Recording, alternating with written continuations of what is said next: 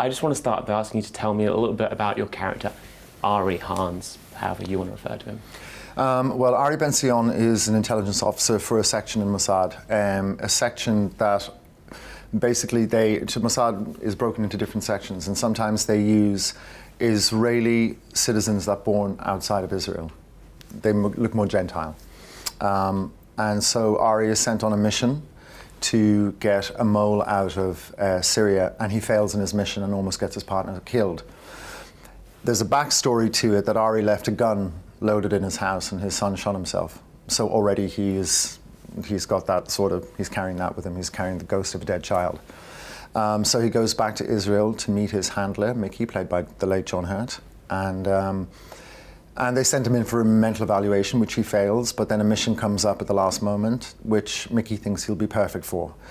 Basically, they're sacrificing him without him knowing it. He created a character called Hans Hoffmann, who's a German businessman. So he recreates this character to be able to get a chemical weapons scientist out of Syria back into Israel. Now, this is it's a film based on a book. As someone who has this great character on a screenplay, do you read the book to try and find out more about the character, or do you think, hold on, I've got this perfect character here, let's try and make him my own? You tend to stick mostly to the script. Of course, I've read the book, but I've read it in bits and a lot of it afterwards, because there'll be things that are in the book that you cannot put into the film. Because you can only take certain sections of a book. You would have to take a book like Brokeback Mountain, for instance, and Prolo's book. It's 98 pages long, or 101 pages long, which is almost a script. So you can shoot almost the entire book, and you can put it on screen. But you take something like Damascus Cover, and it's 300 pages long, you have to take sections of it, the most important sections, the sections that you think will be more viable, that the audience will understand more.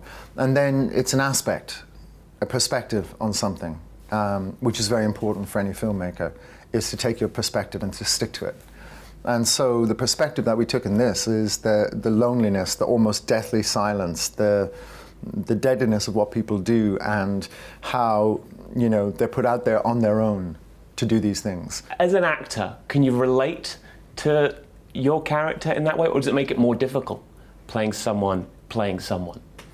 No, you can relate to it, but it's also, an actor's life is a lonely life, because you're constantly moving from one place to the other, hotel rooms and such, and it can be incredibly lonely. Also, that type of life as an intelligence officer is incredibly lonely.